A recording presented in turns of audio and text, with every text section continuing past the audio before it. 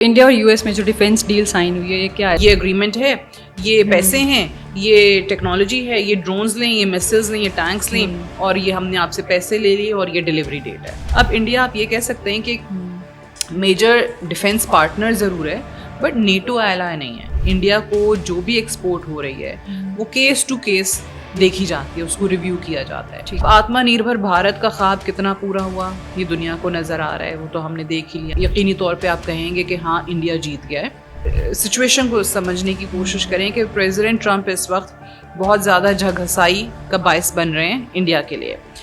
अस्सलाम वालेकुम, this is Rafa Asif, welcome to the foreign desk. Indian prime minister Narendra Modi वैसे तो प्रेसिडेंट ट्रंप के खौफ से आसियान समिट पे नहीं आए, लेकिन आज सुबह हमें खबर मिलती है कि पीट हेग्सेथ और Indian defence minister Rajnath Singh की आसियान समिट की साइड लाइन्स पर मुलाकात होती है और उसके बाद ऐलान किया गया कि इंडिया और यूएस में डिफेंस डील साइन हो रही है जिसका ड्यूरेशन 10 साल का है. पीट हेग्सेथ ने अपने एक्स अकाउंट पर इंफॉर्मेशन जारी की, उसमें उन्होंने लिखा कि इस डिफेंस डील के बाद दोनों ममालिक में कोऑर्डिनेशन, इंफॉर्मेशन शेयरिंग और टेक ऑपरेशंस को बढ़ाएंगे. और इसी सब पे बात करने के लिए हमारे साथ मौजूद हैं senior journalist Sadia Afzal. Welcome to the show. India और यूएस में जो डिफेंस डील साइन हुई है, ये क्या है? इसमें ऐसी क्या चीज़ है? देखिए, सबसे पहले तो ये कोई डिफेंस डील नहीं है. अच्छा, ये सिर्फ और सिर्फ एक फ्रेमवर्क है जिसमें कहा गया है कि जनाब 10 साल तक के लिए एक आपको फ्रेमवर्क, एक स्टेटमेंट ऑफ इंटेंट है कि जी हम आगे जाके 10 साल तक मजीद कोऑपरेशन जो है वो बढ़ाएंगे. आप ये समझ लीजिए कि एक ऐसा डॉक्यूमेंट जैसे वो MOU साइन होते हैं, मेमोरेंडम ऑफ अंडरस्टैंडिंग, कि जी हमारे दरमियान ये तय पाया है कि हम 10 सालों में ये कोऑपरेशन जो है एनहांस करेंगे. अगर आप देखें इसके अंदर ये जो फ्रेमवर्क आपको नजर आ रहा है, इसके अंदर कहीं पे कोई ऐसी चीज नहीं है, क्योंकि मैं देख रही थी कि जो आपको लगे कि ये कोई बाइंडिंग कमिटमेंट हो कि आपने सेल करना है या ट्रांसफर करना है कोई वेपन या कोई टेक्नोलॉजी, कोई इस तरह की चीज नहीं है. को प्रोडक्शन है, कोऑपरेशन है, जॉइंट R&D, ये वो तमाम तर चीजें जो बड़ी सिंबॉलिक होती हैं, जो बड़ा एक जेस्चर आप कह लें होता है, पॉलिटिकल जेस्चर. ये कोई ऐसा गेम चेंजिंग डिफेंस पैक्ट नहीं है कि जिसमें आपको ये नजर आए कि हाँ जी ये कोई कॉन्क्रीट आर्म्स डील हो गई है, कि ये एग्रीमेंट है, ये पैसे हैं, ये टेक्नोलॉजी है, ये ड्रोन्स लें, ये मिसाइल्स लें, ये टैंक्स लें, और ये हमने आपसे पैसे ले लिए और ये डिलीवरी डेट है. ये वाला इस किस्म का कोई एग्रीमेंट नहीं है. ये बड़ा सा एक जो मैंने कहा ना कि इंटेंट जाहिर करता है कि हम फ्यूचर प्रोजेक्ट्स में जाके कोई ना कोई काम इकट्ठे कर सकते हैं, फ्यूचर प्रोजेक्ट्स को इकट्ठा देख सकते हैं. इसके अलावा अगर आप कहें कि इसको कोई डील हो गई है तो वो गलत होगा.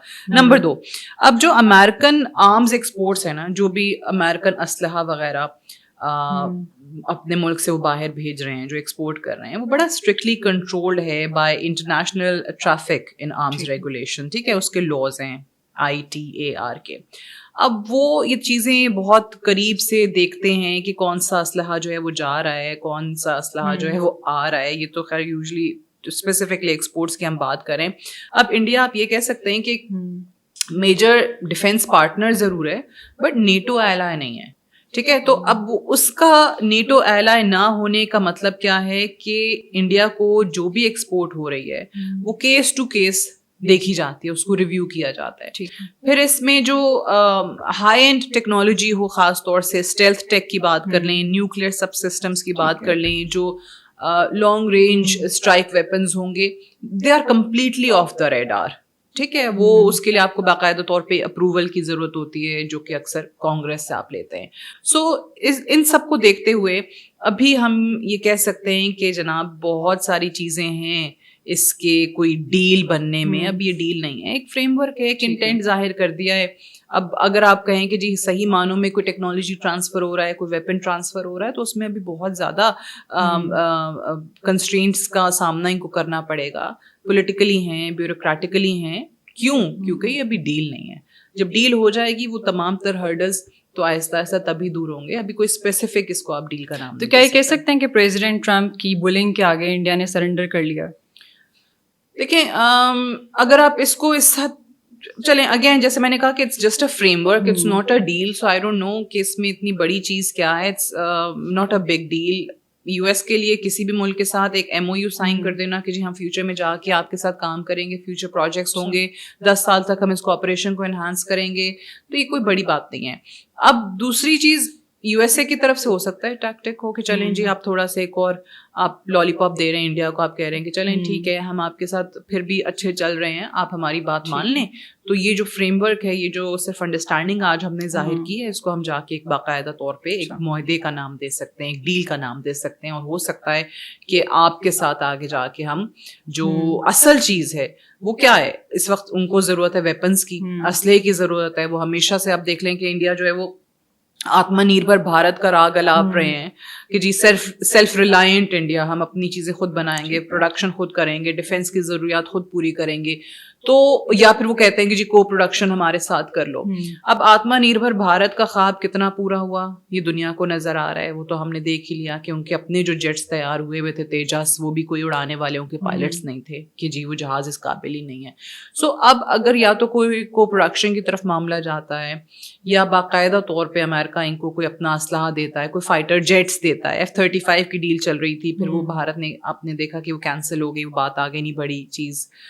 پھر یہ رشین آئل کی خریداری والا معاملہ آ گیا. سو اگر واقعی کوئی کانکریٹ اس وقت آپ کو خرید و فروخت نظر آتی ہے ٹیکنالوجی کی, ویپنس کی, فائٹر جیٹس کی, تو یقینی طور پہ آپ کہیں گے کہ ہاں انڈیا جیت گیا ہے.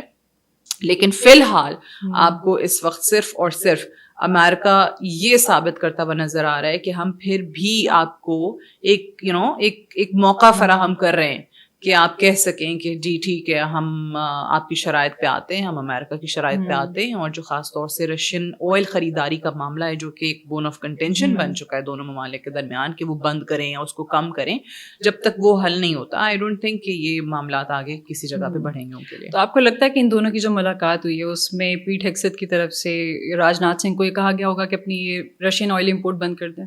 ڈیفینیٹلی دیکھیں یہ تو وہ ہر سٹیج پہ کہہ رہے ہیں.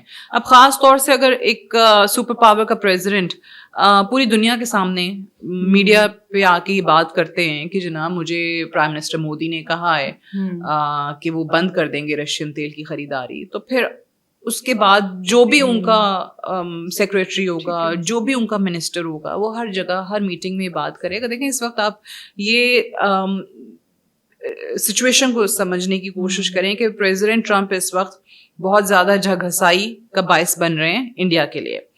اب وہ پہلے جب یہ آسیان سمٹ تھی ملیشیا پہنچے, کوالالمپور پہنچے, انہوں نے کہا کہ جی 8 جنگیں رکوائی ہیں انہوں نے, اس میں پاکستان اور انڈیا کی جنگ کا پھر ذکر کر دیا.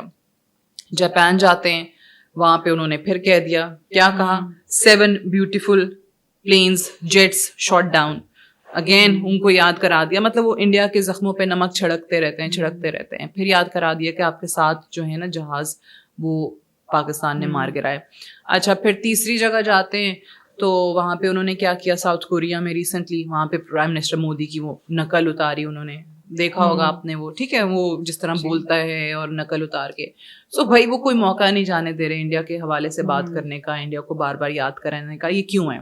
یہ اسی لیے ہے کہ انڈیا پہ وہ دباؤ قائم رکھنا چاہتے ہیں, پریشر جو ہے وہ بنائے رکھنا چاہتے ہیں تاکہ وہ اس وقت ڈیمانڈز ان کی خاص طور سے رشین آئل کی اس کے آگے باقاعدہ طور پہ سرنڈر کر دیں اور وہ رشین تیل کی خریداری بند کر دیں, تاکہ بھارت کے امریکہ کے ساتھ جو معاملات ہیں, یہ جو آپ کو ابھی ایک گولی دی گئی ہے میمورنڈم کی صورت میں, ایک فریم ورک کی صورت میں, یہ آگے جا کے کانکریٹ ڈیل بننے کے قابل ہو. آپ کو لگتا ہے کہ راج ناتھ سنگھ نے پیٹ ہیگسیت کو یہ ریکویسٹ کی ہوگی ان سے کہ آپ لوگ پاکستان سے دوری اختیار کریں؟ پتہ نہیں یہ ریکویسٹ کی ہے یا نہیں کی ہے, لیکن ان کو یہ ضرور نظر آ رہا ہے کہ جناب ان کی غربت بہت بڑھ گئی ہے اور وہ پالیسیز میں نظر بھی آ رہا ہے.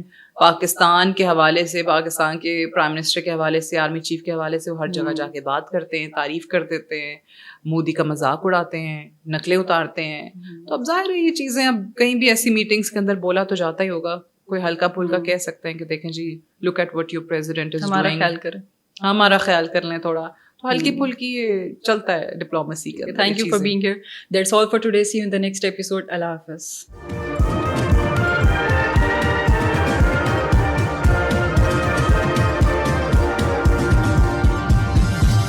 You are watching Apna Watan.